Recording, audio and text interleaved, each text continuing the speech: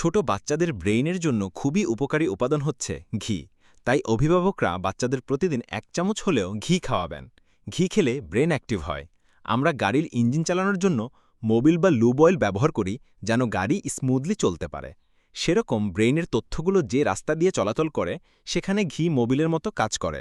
তাই আমরা বাচ্চাদের প্রতিদিন একটু হলেও আসল ও খাঁটি ঘি খাওয়াবো। খেয়াল করুন, আমি আসল ঘিয়ের কথা বলেছি।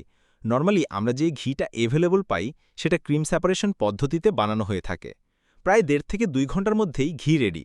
কিন্তু সেটা কি আদৌ আমাদের কোনো উপকারে আসে? প্রায় শোনা যায় কেউ ঘি খেতে পারেন না। ঘি খেলে নাকি পেটে সমস্যা হয়, পেটে জ্বালা পড়া হয়। কারণ 3 দিনের কাজ 2 ঘন্টা শেষ করলে সমস্যা তো হবেই।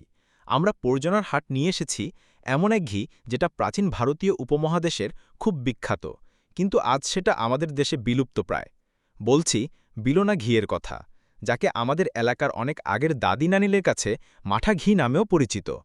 এই বিলোনা পদ্ধতিতে ঘি বানাতে আমাদের প্রায় 2 থেকে 3 দিন সময় লেগে যায় এবং একাধারে এর সাথে সবসময় লেগে থাকতে হয়। কারণ পর্জনার হাটের ঘি হ্যান্ডমেড, নাহলে কোয়ালিটি ভালো আসবে না। এই ঘিয়ের বৈশিষ্ট্য আলহামদুলিল্লাহ, এটা দেখতে গোল্ডেন কালারের ও খুব অল্প তাপমাত্রায় গলে যায়। এটা খেলে আপনার পেটে কোনো সমস্যা হবে না, পেটে গ্যাস হবে না। পর্জনার হাটের ঐতিহ্যবাহী হ্যান্ডমেড বিলোনা ঘি। ঘি মানেই বিলোনা ঘি, আর আসল বিলোনা ঘি মানেই পর্জনার হাট। অর্ডার করতে এখনই ইনবক্স করুন আমাদের।